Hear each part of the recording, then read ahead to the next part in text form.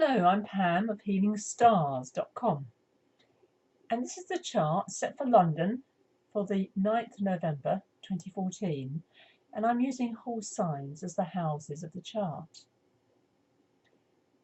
What's happening this week is very important.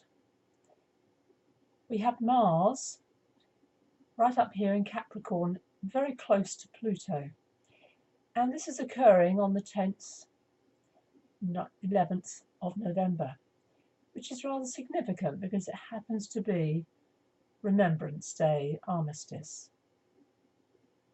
Mars is the planet of war. Pluto is the god of the underworld, the unconscious. And these two together create a huge amount of willpower, of never giving up.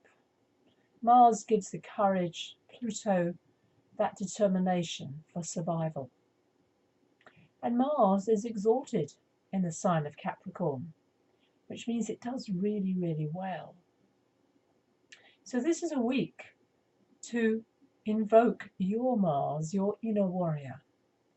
And to do that, to establish some sort of security and foundation, which is Capricorn. This is very much to do with business, but also to recognize change.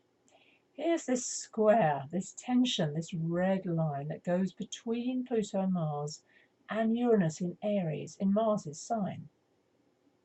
Now this is an ongoing square, a tension that's been building since June 2012. The next one comes up in December, but it's there because Mars is now triggering it, setting it off. Use this in your life to create a positive change rather than have change thrust upon you. The other good news this week is Neptune. I like Neptune. Neptune's in Pisces, and Neptune will be going forward again. When an outer planet moves forward, it takes a time, and it's sitting around the 4 degrees of Pisces, for at least a month. But it does mean a forward movement of dreams, of the ideal, and the vision of the future, the creativity of Neptune in Pisces. Mercury also has just changed sign. Here it is now back into Scorpio. I say back because it's already been in Scorpio before it went retrograde in October.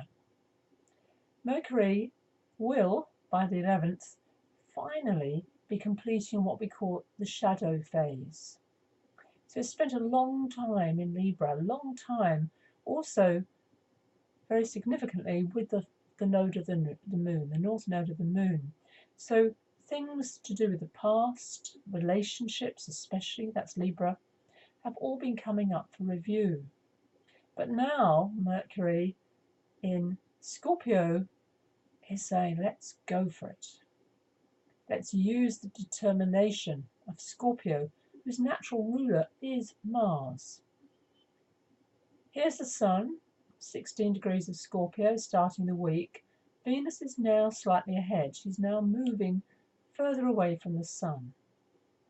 And she will be moving, because she's at 20 degrees, she moves pretty fast now. She will be joining Saturn this week. That's a very good time for commitment. Saturn likes commitment, Venus likes commitment, i.e. marriage or contracts. That is actually occurring on Thursday. The moon, you can see here, starting the week, very beautiful in Gemini, in the air sign of Gemini. The moon through the week goes through Cancer, Leo, and ends in Virgo. So the only planet that the moon will actually contact directly is Jupiter. But always, the moon is always connecting us to other planets. It's the fastest moving planet, after all, in the sky. This week, therefore, is dominated by Mars. You can't get away from it. And also note Chiron. Chiron in Pisces, 13 degrees. That's called a sextile to Pluto and Mars. That's healing. That's a very good connection. Chiron is also starting the week. It's moving away. The sun's moving away, but it has been working together with the sun. It also has been working well, it's called a semi-sextile, and still will be with Uranus. Therefore, there is this undercurrent, this beautiful, soft Piscean energy, gently, gently healing through the maybe sometimes aggression of Mars and Pluto, because they're not shy. Mars is the warrior after all. Find out more. I've written quite a bit more on my website, healingstars.com.